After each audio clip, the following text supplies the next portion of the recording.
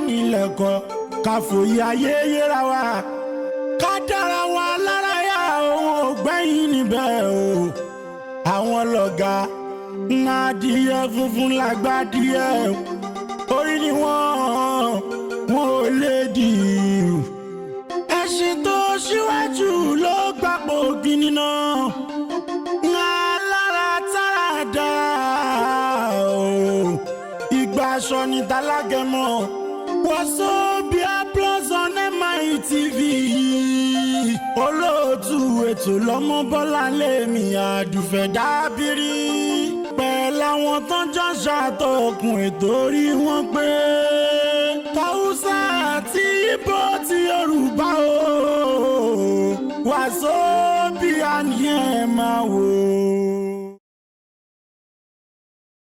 Ẹ káàárọ̀ gbogbo olólùfẹ́ Wazobia Plus nílé lóko lẹ́yìn odi ní gbogbo orígun bí tẹ́ ti ń gbọ́ wa tẹ́ ẹ̀dẹ̀ tí ń wò wá ẹ káàbọ̀ sórí ètò yín ètò wa ètò tó lóyin tó ládùn tí gbọ́ngbọ́n tán sí Wazobia Plus tó ń dé sí ojú amóhùnmáwòrán yín láti Muri International Television adúpẹ́ fún Ọlọ́run ọba fún àánú ẹ̀ fún orí àjẹǹjẹ tán ẹ̀ fún ààbò ẹ̀ lórí wa ní gbogbo bí tata wọ́dé tata gbòdé tó ń fìṣọ́ ẹ̀ṣọ́ wa alọ́ àti àbọ̀ wa tó ń pa wá mọ́ kúrò nínú ewu lórí ètò Wazobia Plus àwa dúpẹ́ fọ́lọ́run ọba àwa kí Ọlọ́run ayin Ọlọ́run nítorí pé ẹ̀dá tó bá wà láyé tí kìí bá kí Ọlọ́run tí kìí bá yin Ọlọ́run tí kìí jí rẹ̀ bẹ́ẹ̀ níwájú Ọlọ́run irúfẹ́ èèyàn bẹ́ẹ̀ òkú èèyàn ní fún ìdí èyí àdúpẹ́ fún Ọlọ́run ọba lórí gbogbo orí àjẹǹjẹ tán ẹ̀ tí à ń jẹ ní gbogbo ìgbà mo wá tara bẹ́ẹ̀ mo kí gbogbo olólùfẹ́ Wazobia Plus nílé lóko lẹ́yìn odi ní gbogbo orígun bí tẹ́ ti ń gbọ́ wa tẹ́ ẹ̀dẹ̀ tí ń wò wá ẹ ṣeun adúpẹ́ gbogbo ìgbà tẹ́ ń fífẹ́ bá wa lọ lórí ètò yìí tá na nọ́mbà sáfẹ́fẹ́ tẹ́ ń pè wá wọlé iná ò ní tán wò yín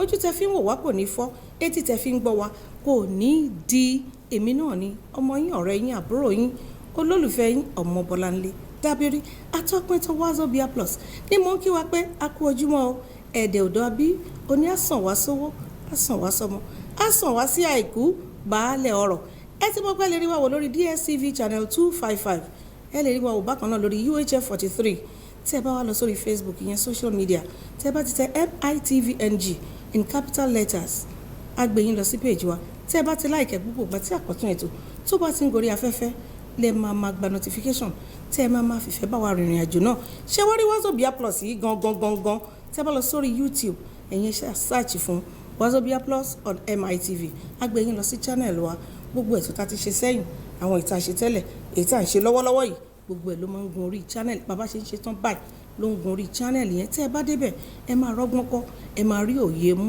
níbẹ̀ ẹ káàbọ̀ lẹ́ẹ̀kan sí sórí ètò Wazobia Plus mi ò dá wà nílé agodo okùnkùn chukwu ìsìbọ̀ náà nù òtútù ọmọ ọ̀gàdì mma o. What is ọ̀gàdì mma sef? Ọ̀gàdì mma is to be well.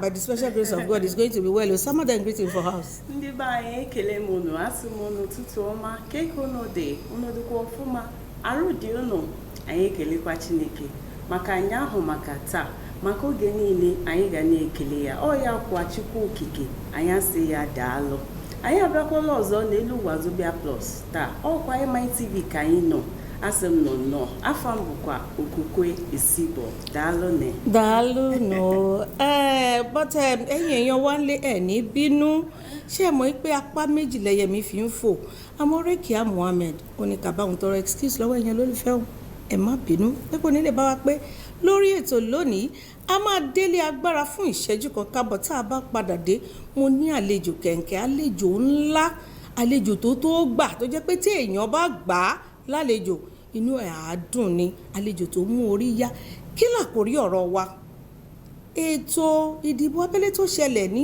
Èkó nínú ẹgbẹ́ All Progressives Congress tí wọ́n fi yan àwọn alága ìjọba ìbílẹ̀ àti ẹkùn ìdìbò sí ipò àti pàápàá kọ́ngírẹ́sì tó ń bọ̀ láìpẹ́ òun ni àwọn ọ̀rọ̀ tí àwa àti àlejò wa tá a jọ máa béèrè tá a máa dára wa lò ẹ jẹ́ adélé agbára fún ìṣẹ́jú kan kábọ̀ ẹ máa bá wa ká lọ. Tàwùsà àti Ìgbò ti Yorùbá o Wazobia ni ẹ máa wò.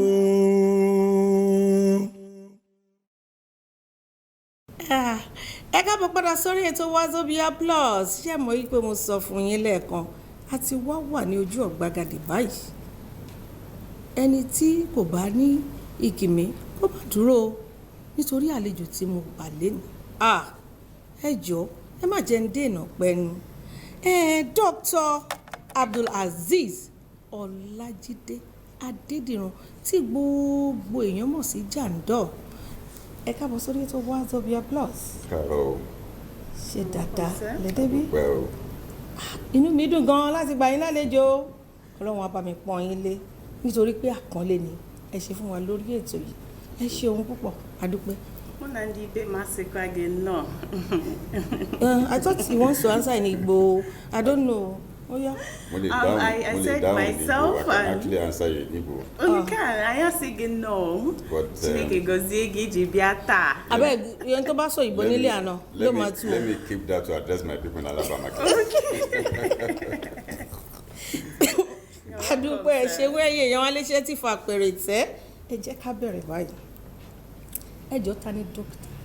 Abdulazeez Ọlájídé Adédìran torí pé àwa tá a wà bí àtàwọn tó wọ̀nyí lẹ́ wọ́n mọ̀ yín àti ìmọ̀ yín ẹ jẹ́ ká mọ̀ yín. Orúkọ mi ni Dr. Abdulazeez Ọlájídé Adédìran tí ọ̀pọ̀lọpọ̀ èèyàn mọ̀ sí Jandor. Èmi ni Ọlọ́run kádàrá láti jẹ́ olùdásílẹ̀ àti olùdarí Lagos for Lagos movement tí à ń pè ní Èkó fún Èkó. Èkó fún Èkó. Èkó fún Èkó jẹ́ political movement. Okay. Tí àjọ olóṣèlú ni. Àjọ olóṣèlú ni tí ó fẹ́ make sure wípé nípínlẹ̀ Èkó ìlú Èkó ṣiṣẹ́ fún gbogbo olùgbé ìlú Èkó yálà ọmọ bíbí Èkó ni ẹni o àbí àlejò Èkó ni ẹni o. Àjọ Èkó fún Èkó fẹ́ rí dájú wípé tó bá máa fi di sáà tó ń bọ̀ ìlú Èkó tí gbogbo wa mọ̀ ó ṣiṣẹ́ fún gbogbo èèyàn tó wà nílùú Èkó nítorí wípé ìgbàgbọ́ wa rèé lénìí tó dẹ̀ hàn dájú sí gbogbo èèyàn wípé Èkó ò tí ì ṣiṣẹ́ fún gbogbo ará àti ọmọ ìlú Èkó. Àwọn pérénte kan ni Èkó ń ṣiṣẹ́ fún. Àwọn ìwọ̀nba díẹ̀ Èkó ń ṣiṣẹ́ fún lọ́wọ́lọ́wọ́ báyìí. Ṣùgbọ́n àjọ Lagos for Lagos náà pè ní Èkó fún Èkó yìí nígbà tá a wo àlámọ̀rí wa láti bí 20 ọdún sẹ́yìn nípínlẹ̀ Èkó tá a dẹ̀ wo gbogbo bó ṣe máa ń gbóríyìn fún wa Èkó lówó lọ́wọ́ Èkó ṣe gbá Èkó ṣe mo mọ̀ a wá rí pé owó tí Èkó ní gan a lè rí lójú títí Èkó. Èkó fún Èkó fẹ́ kó owó yẹn kó lápò ẹnìkan ká kó sínú ìlú. Ultimate goal Èkó fún Èkó ní Lagos for Lagos. Ẹ jẹ́ ń béèrè àjọ tẹ́ ẹ sọ pé Lagos for Lagos ṣé gbogbo ẹkùn ìjọba ìbílẹ̀ àti ìdàgbàsókè ló wà? Bẹ́ẹ̀ni àjọ tó wà ní káàkiri ìlú Èkó yìí. Bẹ́ẹ̀ni àjọ tó wà ní gbogbo ward àti zone nípínlẹ̀ Èkó ni. Àjọ tí ò ní ẹlẹ́yàmẹ̀yà àjọ tó jẹ́ pé nínú ẹ̀ a ní àwọn tó ń ṣe àkóso àwọn tó jẹ́ elédè bíi ti sísítà wa tó wà lọ́ọ̀kan yìí. Tó jẹ́ Ìgbò àtàwọn Haúsá pàápàá. A ní àwọn tó ń ṣe àkóso tó jẹ́ ti àwọn Àrẹwà. Èkó fún Èkó bó tiẹ̀ kulẹ̀ jẹ́ pé èmi tí mo ń darí Èkó fún Èkó yìí ọmọ ẹgbẹ́ APC lèmi. All Progressives Congress. Ṣùgbọ́n àjọ yìí kò mọ APC kò mọ PDP. Kò fi sọ́tún kò dẹ̀ fi sósì ó dáńfó gedegbe bíi gedegbe lè kó wà ní. Oríṣiríṣi ọmọ ẹgbẹ́ ló wà ń bẹ̀. It means everybody, including you, the Igbo, including the Arewa people, are all part of Lagos for Lagos. As a matter of fact, they also have structure within the Lagos for Lagos movement. I can actually ask this in English. Yes, please. Those Lagos for Lagos, do you have any provision for even the micro-ethnic tribes that are in Lagos State? Of course. You know, the major ones are Hausa, Igbo, and Yoruba, but we have some other ones here. In our structure, we also have the South in our structure. As a matter of fact, in putting together our structure nínú Lagos for Lagos, Yeah. we also went further to ensure that even within the markets, we have structures. Within the Even market. town unions, we're not just doing Igbo group, no. We have even within the town unions, in Lagos, you have several town unions like Enugu, like Abia, like Uma, you understand? All of them, meeting. Within those unions, we also have structure waiting for us. ẹ tiẹ̀ lè rí gbogbo àwọn wọ̀nyẹn ní ọ̀dọ̀ àwọn ọlọ́jà because gbogbo ìran ló máa ń wà nínú ọjà. Mi ò rí even the micro ethnic tribes wọ́n ń tajà ní àwọn ọjà kan tàbí èkejì. So àjọ Èkó fún Èkó yìí ṣé wọ́n nawọ́ sí àwọn tá mọ̀ sí CDAs, CDCs, ṣe mọ̀ pé a ti sọ àwọn ọlọ́jà ń sìn, a ti sọ àwọn ṣe mọ̀ pé trade unions wà lóríṣiríṣi ìpele oríṣiríṣi ni àjọ tó wà. Èkó fún Èkó ya anybody sọ́tọ̀ nítorí a mọ̀ pé gbogbo wa náà lè kó ìtì ìṣiṣẹ́ fún. Wẹ́dà bóyá o jẹ́ ẹlẹ́yà Ìgbò àbí Àrẹ̀wá àbí àwọn tó tún jẹ́ àjọ nínú kọjá àwọn tíìf kọjá àwọn bẹ́ẹ̀ ni gbogbo wọn pátápátá kò sẹ́ni tí Èkó tí ṣiṣẹ́ fún wọn. Gẹ́gẹ́ bí òye ọgbọ́n ibi tọ́gbọ́n mi mọ̀ ń sìn, ìyẹn túmọ̀ sí pé Lagos for Lagos ohun tí wọ́n ń ṣe ni pé humanity precedes every other thing. Absolutely, because tá bá wo nǹkan tá à ń ṣe lẹ́kọ̀ọ́ kí dẹ̀ nìdí tí kò tí ì ṣiṣẹ́ fún gbogbo èèyàn ni wípé láti bí 20 ọdún sẹ́yìn 20 years back pẹ̀lú gbogbo ọ̀làjú tá lè sọ pé ó wà lẹ́kọ̀ọ́ pẹ̀lú gbogbo bá a ṣe sọ pé orí wa pé tó lẹ́kọ̀ọ́ níṣẹ́ ló dàbí ìgbà tó yẹ pé gbogbo àwọn dé wá sínú àgò ni nínú àgò tó jẹ́ wípé bẹ́ẹ̀ ni tẹ́nìkan bá ti ní ẹ lọ bí gbogbo àádà lọ ẹ padà gbogbo àádà padà. Ara nǹkan tí Èkó fún Èkó lòdì sí nìyẹn because ìgbàgbọ́ tiwa ní pé tí ó bá jẹ́ èmi àti ẹ̀yin ni a yan ẹni tó máa darí wa sípò ó máa ní ìbẹ̀rù èmi àti ẹ̀yin lọ́kàn láti ṣe ohun tá a fẹ́ nítorí èmi àti ẹ̀yin náà ló lè yọ ṣùgbọ́n tó bá jẹ́ pé ẹnìkan péré ló yọ síbẹ̀ ó máa ní ìbẹ̀rù ẹni yẹn nítorí ó máa nígbàgbọ́ pé ẹnìkan yẹn náà lè yọ kò ní ní ìbẹ̀rù àti ṣe tí àwọn ará ìlú fẹ́ àwa máa ṣe ohun tí ẹni yẹn fẹ́ nítorí ó mọ̀ ìpẹ́ nìyẹn ni ó lè tún yọ òun kúrò. Ìyẹn mú mi wá sí orí ìbéèrè kan. I have a question. I know. Yes. Don't ask. I know that. Hold on a second. Now, ọ̀rọ̀ tẹ́ ń sọ lọ́wọ́ yìí, ètò ìdìbò tó kọjá yìí nínú ẹgbẹ́ APC tí wọ́n fi yan àwọn alága ìjọba ìbílẹ̀ àti ẹkùn ìdàgbàsókè sípò tó ṣe kọjá yìí. Kí ni èròǹgbà yín gẹ́gẹ́ bí ẹni tó jẹ́ ẹni tó ń ṣe agbódegbà Lagos for Lagos?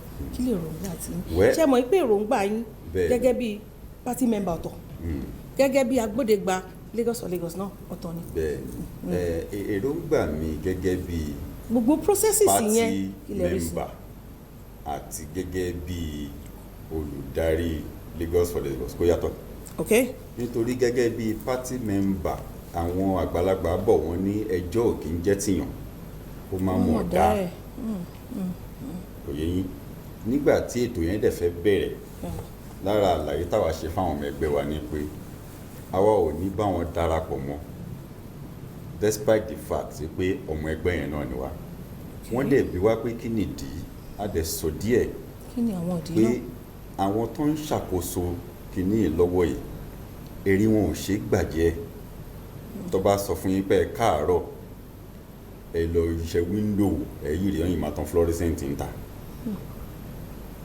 ohun tá a sọ fún wọn ni pé wọ́n kọ̀ fẹ́ dàwárí boríborí àwọn tó fẹ́ mú wọn ti already yàn wọ́n nígbà tí ètò yẹn dẹ̀ ń lọ bẹ́ẹ̀ lóòótọ́ ó fara hàn ṣùgbọ́n àwọn èèyàn wa nínú ẹgbẹ́ wọ́n tú yáyá jáde láti gba fọ́ọ̀mù láti díje mú bọ̀.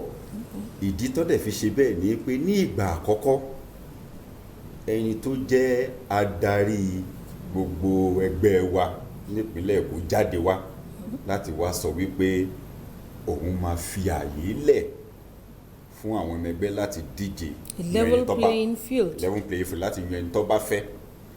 Àwọn èèyàn wá wò pé ẹni yìí tí ò sọrú ẹ̀rí ìlú tó sọ yìí ẹ̀já gbàgbọ́ ká dì í mú.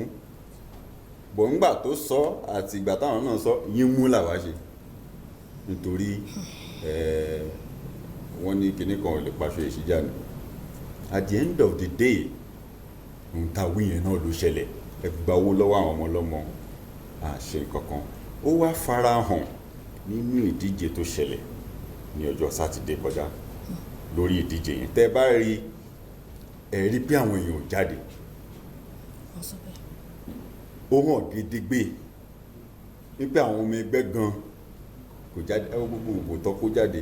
Ẹ dẹ̀ wòye nọ́mbà tá à ń pa àwọn tó jọ ọmọ ẹgbẹ́ wa. Ìyẹn túmọ̀ sí pé àwọn ọmọ ẹgbẹ́ gan ò jáde láti dìbò fúnra wọn. Sir, I was going to talk about this point you made. Okay. After the Saturday election, I began to ask, was there election that day? Because at some point, I was confused. I said to myself that there was no election. Yes, because I had a live program on radio that day, telling people to call in, let us know how the election is going in their area, what's going on, and 90% of people that called in said, I'm at home. I didn't go out to vote. We're at home. I didn't go out to vote. And at some point, I said, if you know you're at home, please don't call in again. Let people that are on the field call. Let's hear what's going on. So it brought me to the question that, was there election that day? Was there truly election that day? Well, LASIEC organized an election. Okay. Put their desk and their personnel out there, But that's LASIEC playing its own role. Then the next is for people who believe in the process to come out and be part of the process. So what you observed on that Saturday was people's take on the process. So whichever way you think the whole exercise went, I'm just saying that was people's take on the process. People's take? Yes, on the process. Okay. I'll put it that way. But for us as a party, and I ask myself, what is it that we're celebrating in the fact that we had an election within ourselves, because there was no single resistance from anybody. It was like a free-for-all election. We saw some video flying about and multiple competing and all of those things. Even at that, even with the free-for-all, look at the figure at the end of the day. So we have a problem as a party in Lagos, but unfortunately, those that are in charge of our party in the state are not even seeing that. Too bad. Just yesterday, an illegal body, which is not known to Constitution of the Federal Republic of Nigeria or the Constitution of our party in the name of GSC, came out. Please, I want you to say that in Yoruba. And given directive, Yoruba, and given directive to members of the party. Now, it was so unfortunate that those who should even know within the party, who are even learned, follow that illegal body's directive. Unfortunate. So unfortunate. And you begin to ask yourself, is it that these people have started thinking with their mouths because of what to eat? And that's where they can take that. Bí bẹ́ẹ̀ kọ́ mi ò rí dí tí mo ṣe máa gba àṣẹ lọ́wọ́ ẹni tí òfin ẹgbẹ́ mi ò recognize. Mi ò rí dí mo ṣe máa gba àṣẹ lọ́wọ́ ẹni tí òfin ìlú ò recognize láti sọ fún mi pé kí n lọ báyìí ní kí n ṣe dìbò congress àbí báyìí ní kí n ṣe kíní kan congress.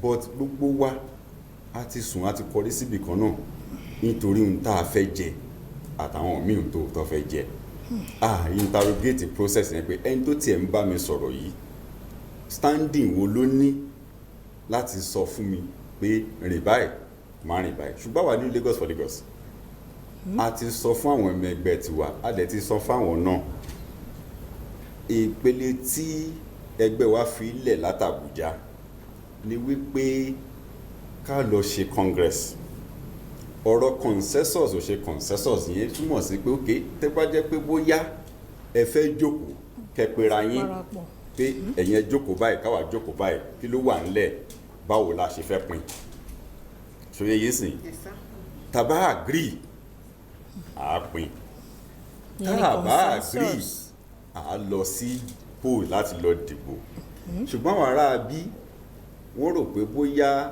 ayé ìgbà tí àwọn ṣì máa ń fún wísù tí gbogbo èèyàn máa ń dẹ̀ tẹ̀lé wísù ni ayé yẹn ti change èkó fún èkó ti dé bèbí ti ṣẹ́jú ìdí ẹ̀ ni wípé àwa a ti múra pé tó bá dọjọ́ sátidé a máa jáde láti bóun kọ́ wá bóun kọ́ máa wá.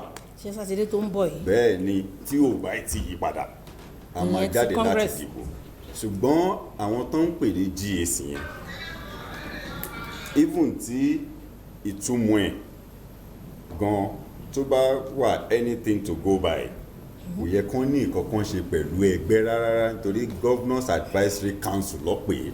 mo ní ìbéèrè.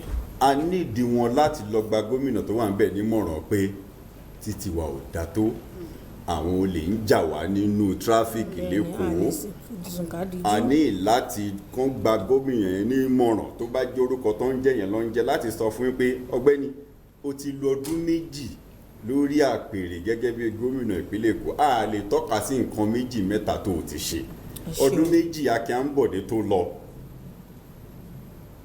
tán lé lọ ó lè tọ́ka sí nǹkan mẹ́ta pé òun ti ṣe afárá Abúlé Ẹ̀gbá òun ṣe afárá Àjà òun ṣe támínà tó kọ́ sóṣòdì òun ṣe bíríìjì pẹ́ńsìnìmà tó ń lọ a nídìí wọn láti lọ gbà yẹn nímọ̀ràn pé ìwọ náà ṣe nǹkan kan kó fẹ́ gbẹ́lẹ̀ fún wa. ẹ ṣeun adúpẹ́ Dr. Abdulazeez Ọlájídé Adédìran ẹ̀yin èèyàn wá ń lé wọ́n ní ẹnu oníkàn òun là á ti gbọ́ pọ̀n ẹnu ọlọ́fà òun là á ti gbọ́ mọ́ta àlejò wa nílé agodo Dr. Abdulazeez Ọlájídé Adédìran tí wọ́n jẹ́ agbódegba àjọ tí a mọ̀ sí Lagos for Lagos àwọn ni wọ́n bá wa lálejò lórí ètò Wazobia Plus tí wọ́n wá ń yànnàná ọ̀rọ̀ tí ó jẹ mọ́ gbogbo ohun tí a pè ní òṣèlú Èkó lóòótọ́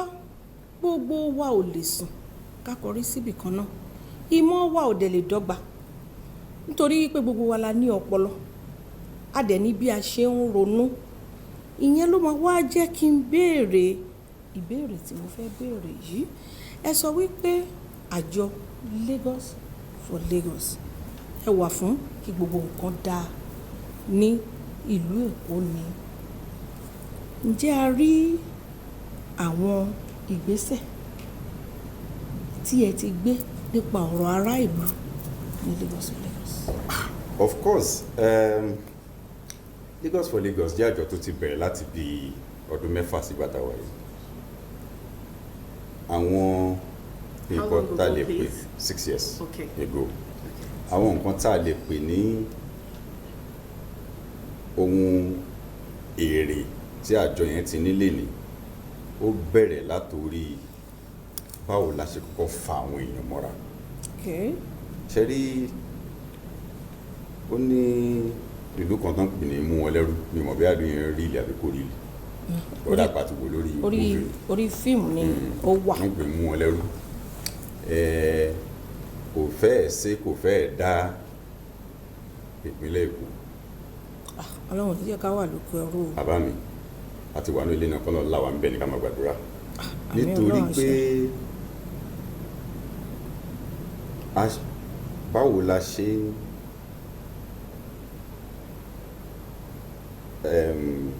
put together the fact that ẹnìkan kò máa jí láàárọ̀ á ní gbogbo yín ẹgbà bí adé ẹgbà bí tí bẹ́ẹ̀ ò bá wùn mí gbà nǹkan. tó bá dìrọ̀lẹ́ a tún ní ẹ̀ padà ibi ni gbogbo wa wà nígbà tí Àtìláwí náà sọ fún wa pé ẹ lọ endorse Ambode fún second time gbogbo wa màlá jáde síta láti lọ ìyàwó bàbá gan jáde láti endorse fún second time á dẹ sọ̀rọ̀ dáadáa ń pa ẹ̀ ó tún fún fèrè ẹ̀ padà lẹ́yìn ẹ̀ gbogbo apàdà mi ṣé màálùú ni wa ni.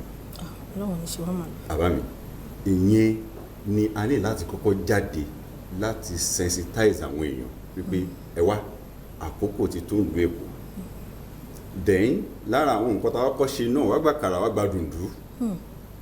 òun jẹ́ kọ́mọdé mu. bẹ́ẹ̀ ni la fi kọ́kọ́ bẹ̀rẹ̀ tó fi ń débi pé à ń lára wa lọ́yẹ̀ lénìí òye ẹ ti yé púpọ̀ nínú wa wípé ìgbádùn ọjọ́ kan tán fún wa odidi ọdún mẹ́rin ló fi ń gbà lọ́wọ́ wa ìyẹn ò dẹ̀ ṣẹlẹ̀ mọ́ ihun tẹ́ ẹ rí ní ìdìbò tó kọjá òun ni wípé àwọn ọmọ tí wọ́n popular tí a impose àwọn tí ò popular lé lórí. ok àwọn tí ó popular bẹ́ẹ̀ ni tá a wá impose àwọn tí ò popular lé lórí ni wọ́n fẹ̀hónú hàn. ok iṣẹ́ láwọn ọmọ ẹgbẹ́ tiwa wọ́n tiẹ̀ ti táàgì wọn pé tó bá ti rọ́mọ Lagos for Lagos kan ẹ má fún tíkẹ́ẹ̀tì o ìkànnú àwọn ọmọ wa jáde nínú ẹgbẹ́ wa ó jáde nígbà tó jáde wọ́n rí pé ọmọ Lagos for Lagos ni wọ́n fún ní tíkẹ́ẹ̀tì wọn jọ dìbò wọ́n lè dànù wọ́n gbé fẹ́lòmíì. ní ẹkùn ìdìbò bó nìyẹn. ní ẹkùn ìdìbò Yaba wọ jí ok tá à ń pè ní wáyà. ok àwọn ọmọ yẹn wá dìde wípé àwọn tó gbé kinní fún yẹn gẹ́gẹ́ bá a ṣe mọ̀ wọn ò lè nu àwọn aládùúgbò àwọn. torí pé àwọn ni wọ́n jẹ́ ẹni tó wà on ground tó popular. ọwọ́ àbàmì ok pé ìgbésẹ̀ táwọn fẹ́ gbèrè kí lẹ́yìn wá sọ fún àwọn fẹ́ lọ sí ẹgbẹ́ kejì láti lọ gba tíkẹ́ẹ̀tì ń bẹ̀ nítorí ó dá wọn lójú nítorí àwọn popular ládùúgbò àwọn. orúkọ ọmọ náà ń pè ní Ṣọlá Thomas òun ni the only PDP councillor tó wà nínú tọ́ṣetán Saturday. ó dẹ̀ lọ sí ẹgbẹ́ kejì yẹn náà. ó gba tíkẹ́ẹ̀tì tó dẹ̀ nù wọ́n bí ìbára níbẹ̀. ìyẹn ti fi wọ́n wá láti sọ fún wọn pé àníṣe kálá ti gba àwọn yòókù láyè káàkiri ni ọ̀tọ̀ ní táàbà máa wí. mo tún ní ìbéèrè kan. ọmọ yẹn ti fi hàn wọ́n sìn bọ̀ wọn ò lè rí nítorí ìjẹkújẹ wọn nítorí àti chairman council àti councillor wọ́n ti gbà lọ́wọ́ ará ìlú wọ́n máa ń pín fúnra wọn ní ti lágbájáde ti tàmẹ̀dòrè làkàṣègbè lóde lé nǹkan kan bẹ́ẹ̀ yẹn ohun tó jẹ́ káwọn ará ìlú yan ẹni tó máa jẹ́ kiri lé wọn lórí. ṣé ẹ wá rí kọ́ngírẹ́sì tó ń bọ̀ yìí ẹ̀yin èèyàn wá ń lé ọ̀rọ̀ yìí ṣe ló dàbí ká sọ yìí pé ó sọ sí ni lẹ́nu ó tún wá bu iyọ̀ sí i iṣó ò ṣe é pọ́nlá iyọ̀ kò ṣe é tú dànù mi ò rẹ́ni tá a máa gbégun orí ẹṣin tí kò ní ṣe ìpàkọ́lùkẹ́ o ìyẹn ní àmọ́ mi ò wá rẹ́ni tó máa gbénú ìlú kan tó máa sọ pé kóun máa gbénú nira ń bẹ̀ kóun wà lóko ẹrú àgbàdo àkàwà lóko ẹrú èmi lérò yìí pé democracy is all about people's rights and choices and kò yẹ kí ó jẹ́ wípé a máa wá fúnra ara wa sọ́ra wa sóko ẹrú bẹ́ẹ̀ ni Wazobia Plus ṣe rí lórí ètò yìí a máa ń sọ àwa kì í ró ilé apá kan báyìí káwa mú apá kejì ká dá sí àdẹ kì í ṣe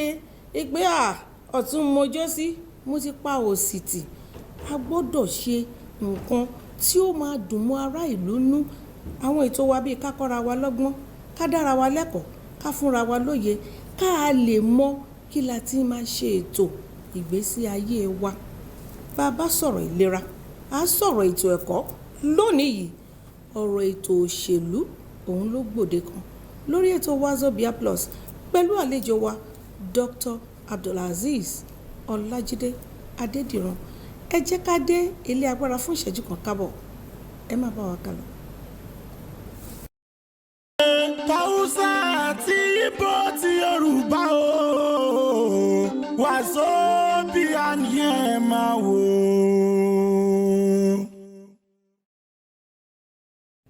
Ẹ káàbọ̀ padà sórí ètò Wazobia Plus tó ń dé sójú amóhùnmáwòrán yín láti Muri International Television. Lẹ́nìí yìí òṣèlú ló gbòde kan. Àlejò wa Dr. Abdulazeez Ọlájídé Adédìran wọ́n sì wà níkàlẹ̀ ní digbí. Okùnpé Chukwu Isibo, you get a question for him. Yeah. I know you have been wanting to ask. Go ahead. I want to ask 2 questions. Okay. Maybe simultaneously. The first is the Igbos on Lagos for Lagos movement.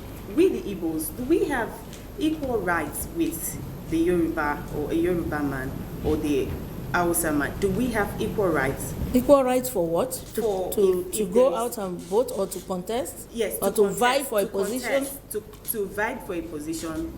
Do an Igbo man have, for example, if it's a Yoruba man's turn to go for one post and the Igbo man also is interested, do we have that right for that same position? Or it would be like, no, let an Igbo man do this particular post. Let a Yoruba man do this particular post. For the fact that we are Yorubas and we are the owners, let the Igbo do the smaller post. Do we have equal right for?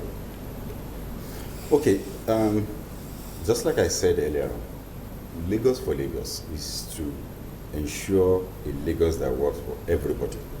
Now, let me first tell you the provision of the law as regarding elective position.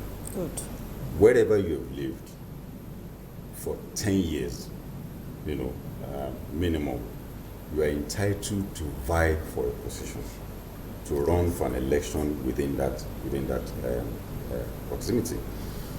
And when it comes to your question, it's a game of number. What you're the picture you are trying to paint is what the status quo does by saying it is not your turn, it is your turn. In Lagos for Lagos, we're not saying that put your popularity to test. I said we want to return selection choices to the people. It's not about me saying it is Bolanle's turn or it is not your own turn.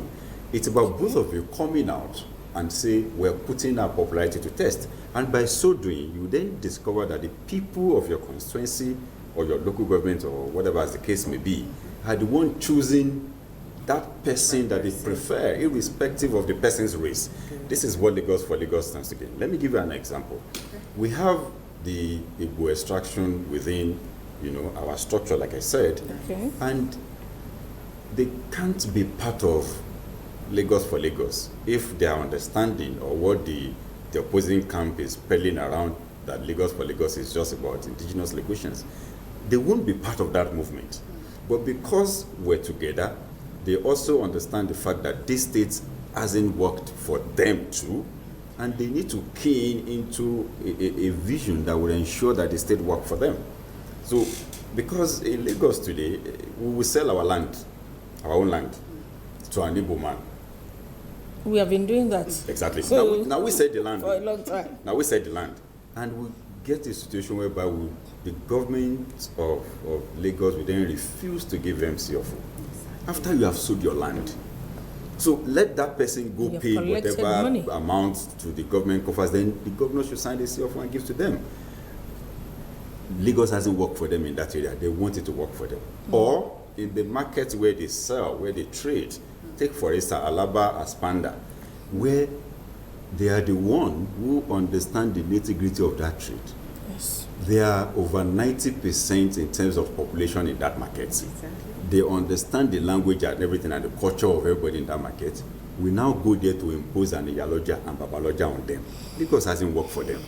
They want a Lagos where one of them we then to pretend that market for them.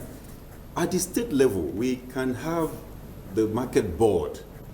We can put all Yorubas in that board for all you care, to oversee all the markets in the state. But you don't go to the market and put Iyaloja on Hausa market and put Babaloja on Iyaloja. Why? One of them can be president of that market. So that's what they don't have now, and they need to have that so that Lagos can work for them. Or in Computer Village, that will shut down for how many months without even thinking the economy loss because somebody want to impose a Babaloja on Babaloja that doesn't have a store. It doesn't have one screw, not even the driver will just screw, to repair a phone. Will sit there and be Babaloja. On what? He doesn't even understand what they are doing there.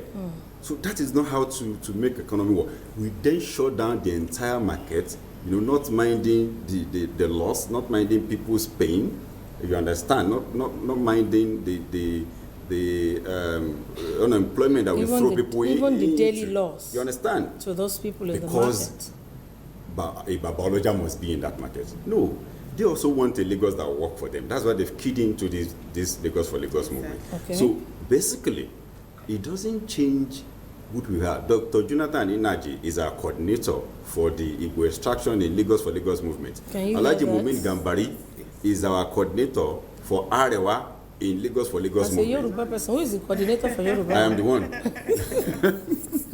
Now, let me ask another question. I don't want us to get so serious. Lagos for Lagos. Fún mo ti ń gbọ́ tipẹ́, mo ti ń gbọ́, I remember pé ẹ̀kan mo ti ní àbújá. Yeah. Ṣùgbọ́n nǹkan tí èmi ń gbọ́ nípa ẹ̀ ni wípé Lagos for Lagos o, ìjà tí wọ́n ń jà ọmọ Èkó nìkan wọ́n fẹ́ jà fún. Òun ló bí ìbéèrè tí understanding ti Òkùnkùn Èchíkú náà nìyẹn. Ìpè Lagos for Lagos ṣé ti gbórúkọ tó ń jẹ́? It's just for ọmọ Èkó. Ìpè ọmọ Èkó nìkan ni wọ́n fẹ́. Ẹ má ṣe báyìí o, ẹ má ṣe báyìí. But now, mo ti ní another view, another understanding. Wípé it is an all-encompassing ẹ jẹ́ ìsàn kọ̀ọ̀kan fún yín. Ṣé rí kò sí bí mantra yín ṣe lè dà tó. There will always be an opposing camp. Definitely. Who will want to peddle or give another meaning to whatever mantra. Okay. Not because they do not understand it, but because they want to confuse, let me use that word, people like her to say that thing is speaking against you, so that you can call it favor to their side. You understand? No matter how beautiful your mantra, you will still have one or two persons who will say it. Yes. So, as far as we are concerned, we won't get tired telling everybody who cares to listen that Lagos, and you see, perhaps because of the obvious, that is why they are sending this. How would an Igbo man, for instance, in Lagos, tell me, an ordinary Igbo man in Lagos, tell me that, no, Jando's government or Lagos for Lagos is coming to take away from us what we're enjoying as Igbo in Lagos. What are they enjoying? What are they enjoying? We're going about telling everybody that, oh, we have been accommodating Igbo in our government, we have been accommodating Hausa in our government. In the last 20 years, it's only one name that you'll be hearing within the state structure. For Igbo, it's Joe Igbokwe. For Arewa people, it is Kabiru. So how has that? It's not that in the last 20 years, they've had about 20, okay, 40. So there has not been succession plans. It has only been one person. The next person comes on, the next one comes on. So in essence, if in the 20 years we've had, let's say 20 of Igbo, we would have said, oh, this government is accommodating. But one man picks one person that he has known and keeps saying is representing the entire Igbo structure. How? So they can't buy into their own argument of saying Lagos for Lagos is about. If you say you are for us, what have we benefited? Ẹ wá jẹ́ béèrè béèrè Congress tán ló ń lọ yìí tó tí à ń sọ̀rọ̀ nípa ẹ̀ as the gẹ́gẹ́ bí agbódegbà Lagos for Lagos àmọ̀ràn wo lẹ ní fún àti àwọn ọmọ ẹgbẹ́ o àti àwọn ọmọ àjọ.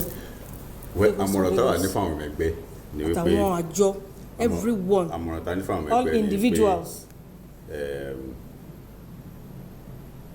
Kí wọ́n má gba ẹnikẹ́ni pàápàá jùlọ ẹni tí òfin ẹgbẹ́ àti òfin ìlú or gúrùpù tó fi ẹgbẹ́ àti òfin ìlú tí ò recognize láti máa là lé wọn lọ́wọ́ nítorí gúrùpù tó ń pè ní GAC lóòótọ́ àti òdodo àwọn bàbá wa ló wà ń bẹ̀ mo dẹ̀ mọ̀ dájú náà pé àwọn bàbá wa tó wà ń bẹ̀ náà ara orókun ara ọ̀rẹ́ dìyẹ náà ni tó bá túṣu dé kòkò sàlẹ̀kùn wọn àwọn náà fẹ́ ṣe nǹkan míì ṣùgbọ́n kọ́lọ̀ ń ṣàánú wa ni.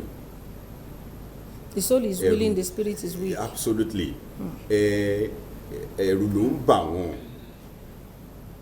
wọn bá ṣe nǹkan míì torí àwọn bàbá tá à ń sọ yìí náà wọn ò lè fúnra ara wọn kọ́kóra wọn jọ kan sọ wípé gẹ́gẹ́ bí mẹ́mbà GAC àwa náà fẹ́ yan gómìnà a fẹ́ yan sẹ́nítọ̀ a fẹ́ yan irọ́ ni wọn ò lè ṣe é wọn ń gbà lọ́wọ́ wọn ẹ jẹ́ n fún yín ní example kan. Okay. Ní àìpẹ́ yìí nídìí wà fún wa láti ṣe by election lẹ́kọ̀ọ́ ní Lagos East Senatorial District. Mẹ́mbà GAC 12 ní ń bẹ̀ ní àwọn bàbá wa tó wà ń bẹ̀ Prince Abiodun Ogunleye àti bàbá Ọlọ́run fún Báṣọ̀run. Mẹ́mbà GAC làwọn méjèèjì tó wà ń bẹ̀ láti Ìkòròdú. Àwọn méjèèjì wọn tó ẹni tó ń sọ pé a fẹ́ mú kan náà àwọn ọmọ tó ti ń bá wa ṣe wàhálà òṣèlú láti ọjọ́ yìí ká fi ṣe sẹ́nítọ̀ yìí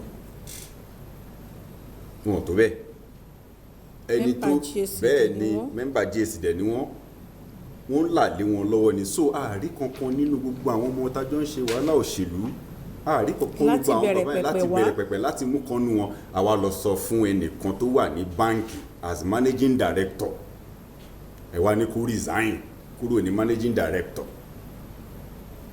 ẹnìyàn ò dìbò rí ní senatorial district yẹn ẹ wá gbélé àwọn bàbá yẹn náà lórí ṣe rò pé inú wọn dùn inú wọn ò dùn àwọn náà kò ṣe é sọ síta náà ni àbí mélòó náà tó ń pè ní GAC yẹn ló ti sọ wípé gómìnà tó wà ń bẹ̀ àwọn làwọn yàn án wọn là lé wọn lọ́wọ́ náà ni àwádìí má bá wọn sọ̀rọ̀ má bá wọn wíjọ́ má ṣe gbá kan má ṣàwó kan ṣùgbọ́n ohun táwa ń sọ fáwọn ọmọ ẹgbẹ́ ń sìn ni wípé nítorí ìbéèrè mi nìyẹn ẹ jẹ́ ká ṣàánú àwọn bàbá yìí àánú tá a máa ṣe fún wọn ni wípé gbogbo ohun tó bá ti ń bọ̀ ní GAC pàápàá jùlọ tó bá ń lọ́rọ̀ ẹlẹ́gbẹ́ dé nítorí GAC yẹn torúkọ tó pé if it's anything to go by it should be Governors Advisory Council kò ní ìkọ̀kan ṣe pẹ̀lú ọ̀rọ̀ ẹgbẹ́ so ẹni tó yẹ kí ó sọrú ohun tí àwọn bàbá sọ lánàá wípé ẹ lọ ṣe nǹkan báyìí ẹ lọ ṣe nǹkan báyìí lórí Congress tó ń bọ̀ òun ni ẹni tó jẹ́ kíátíkà chairman ẹgbẹ́ tó wà lọ́wọ́ ń sìn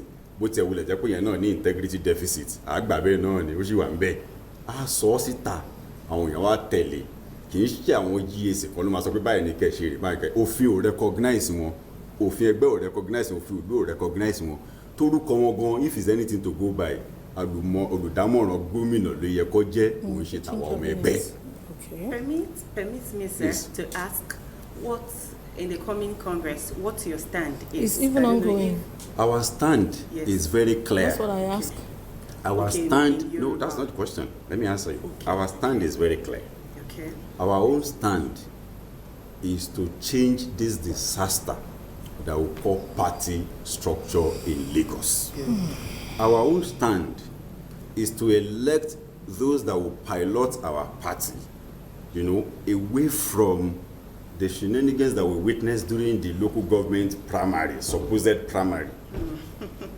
Our own plan is to ensure that replica of the unfortunate incident that we witnessed during that process, whereby somebody else will be pronounced the candidate today, by the time they sleep and wake up, they have changed the person's name to another person, to the point of the day of the election. Our own stand is to change all of that. Our stand is to change what happened in Apapa, that a candidate was removed on the eve of the election, or 2 days to election, and changed with somebody who never purchased nomination form, and now the person is the chairman of the council.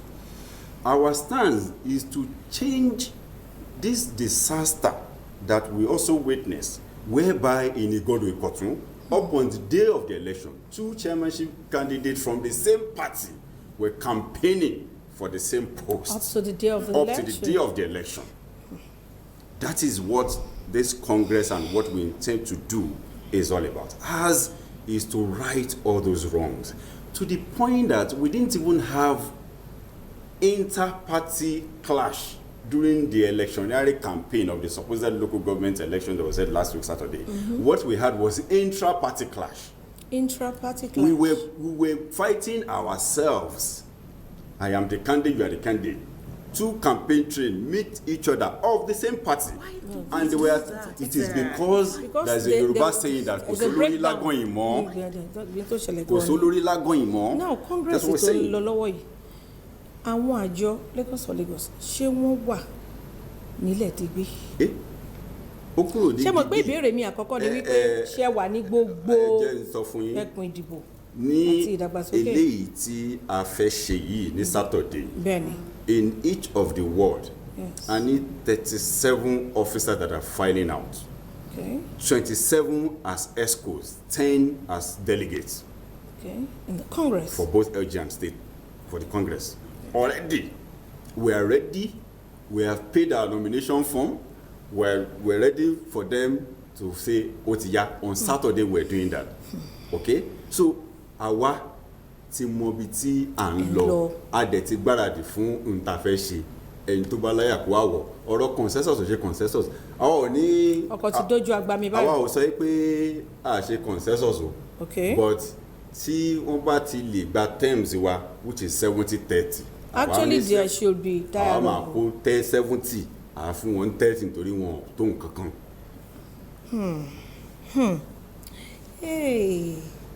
ọ̀rọ̀ òṣèlú bí ogun ni o nítorí wípé tá a bá rí ajìjàǹgbara fọ́mọ ìtọ́nìyàn mo lérò yìí pé fìlà méjì ní Dr. Abdulazeez Ọlájídé Adédìran ni wọ́n dé lórí ètò yìí lónìí wọ́n dé fìlà ọmọ ẹgbẹ́ wọ́n tún wá dé fìlà ààrẹ àjọ ṣé mo gbà Lagos for Lagos mo dẹ̀ rí àjọ yẹn bí ajìjàǹgbara lójú tèmi gẹ́gẹ́ bí àwọn àlàyé tẹ́ yànnàná sílẹ̀ ẹ̀yin tẹ́ wá ń wò wá nílé wọ́n ní tó bá máa kọjú sí ẹ kó ta tó bá kọ̀yìn sí ẹ kó ta tó bá wá kù ìwọ nìkan ó ṣe tún èrò ara ẹ pa bí onígbà bá ṣe pé igbá ìbáyìí ó náà ní gbogbo aráyé bá pé o Dr.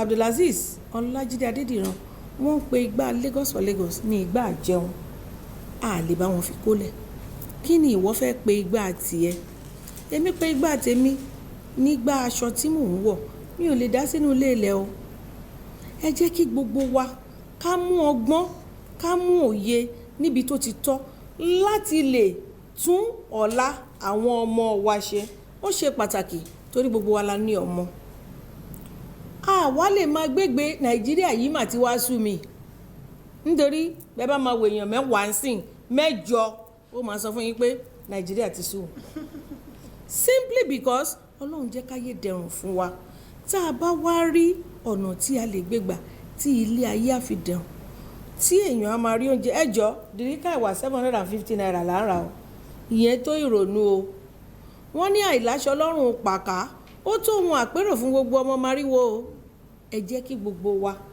kájọ gbìmọ̀ pọ̀ kájọ tún èrò wa pa ó dùn mí pé àkókò kò fi taratara bá wa ṣọ̀rẹ́ púpọ̀ ṣé ẹ rí ta bá ń wo wákàtí kan dàbí gbógun gan wàhálà ìgbógun tí ọ̀rọ̀ bá wà nílẹ̀ àmọ́ nítorí pé a pè yín ẹ jẹ́ wa Ọlọ́run á bá wa pọ́n yín lé gbogbo àwọn ohun tí ẹ là kalẹ̀ tí ẹ ń sọ lórí àjọ Lagos for Lagos Ọlọ́run ọba ló ràn ẹ̀dá lọ́wọ́ láti ṣe láti rí ní tó fẹ́ kó tẹ̀ lọ́wọ́ gbogbo wa pátápátá rere wa ò ní fò wá dà o bẹ́ẹ̀ wá sórí ètò tá a pè yín ẹ ṣé àdúpẹ́ pẹ̀lú gbogbo ó kù díẹ̀ o àtòdùn àtòtó ẹ̀dẹ̀ bá wa pé àdúpẹ́ púpọ̀ fún yín Ọlọ́run á bá wa pọ́n yín lé aṣọ àpọ́nlé tí ẹ ní kò ní fàyà iyì yín náà á dẹ̀ túbọ̀ máa pọ̀ sí àdúpẹ́ púpọ̀ tá a pè yín lórí ètò Wazobia Plus tẹ́ ẹ jẹ́ wa mo wá lérò wípé tá a bá tún pè yín going forward ẹ̀ tún jẹ́ wa náà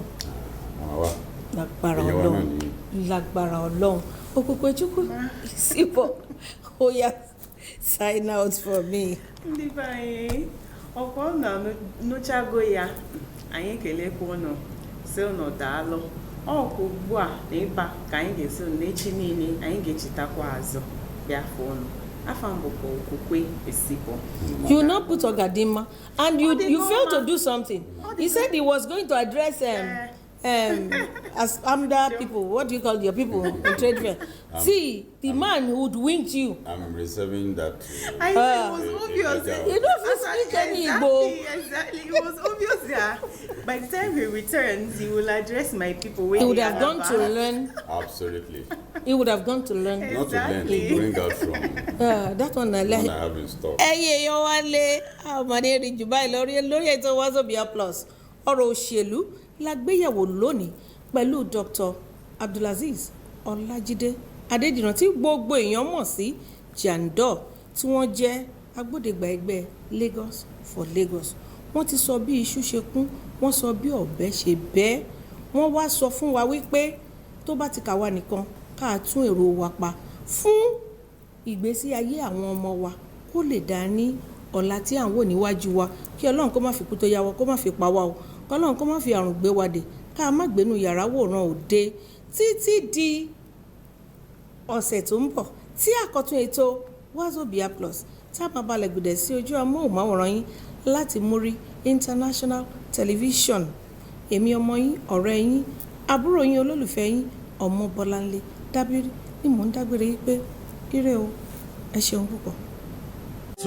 ká kọ́ nílẹ̀kọ́ ká fòye ayé yẹra wa ká dára wa lára yá òun ògbẹ́yìn níbẹ̀ o àwọn lọ́gà náà díẹ̀ funfun lágbádìẹ orí ni wọ́n ò lè dì í ẹṣin tó ṣíwájú ló gbapò gíní náà lára tára dá o ìgbà aṣọ ní tálágẹmọ Wazobia Plus on MITV olóòtú ètò l'Ọmọbọ́láńlé mi Àdùfẹ́ Dábírí pẹ̀lú àwọn tó ń jọ ṣàtọkùn ètò orí wọn pé Haúsá àti Ìgbò ti Yorùbá o Wazobia ni ẹ máa wò.